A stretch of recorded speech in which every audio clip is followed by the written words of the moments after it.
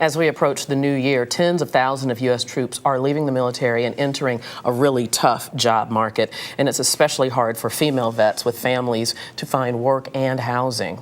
Michelle Miller went to North Carolina and met some of these women looking for help to change their lives.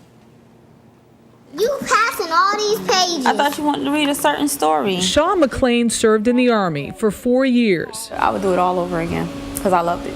But she's had no luck finding a full-time job since her discharge in 2008. I don't think when you're getting out, they actually point you in the right direction. I mean, they give you a bunch of briefings, but you're not in a briefing like one-on-one with somebody to actually sit down and say, okay, when I get out, this is my next step. I went to a place that I figured could give me a head start in life. Ruth Donaldson served in the Army for 10 years. Both have been homeless, living at the shelter for women veterans near Fort Bragg, North Carolina.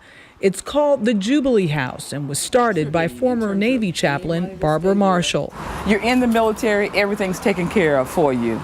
Yeah, good pay, typically good housing, all those other kinds of, perks.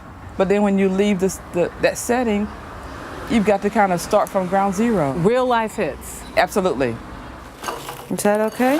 Donaldson has not been able to find a full-time job since she asked to be discharged to care for her autistic son.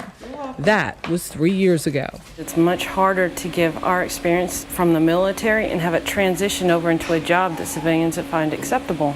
I was an ammunition specialist. Who's going to hire that? It must be hard with an autistic son. He has a lot of needs. As hard as it is, he makes it worth it.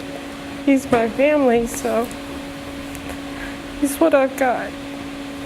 The Veterans Administration estimates there are close to 68,000 homeless vets in America. More than 5,000 are women. To combat the problem, the VA is training many of its 7,000 case managers to deal with issues specific to women. I want to go back to school to be a medical assistant.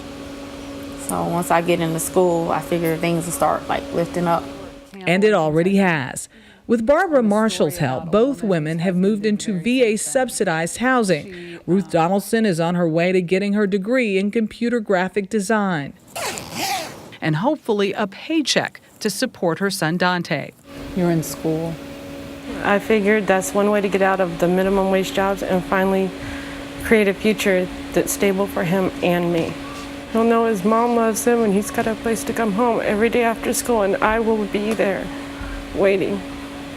Donaldson and Shawn McClain are thankful for their temporary home at the Jubilee House, which now has 4 new families, and looking forward to permanent work in the new year.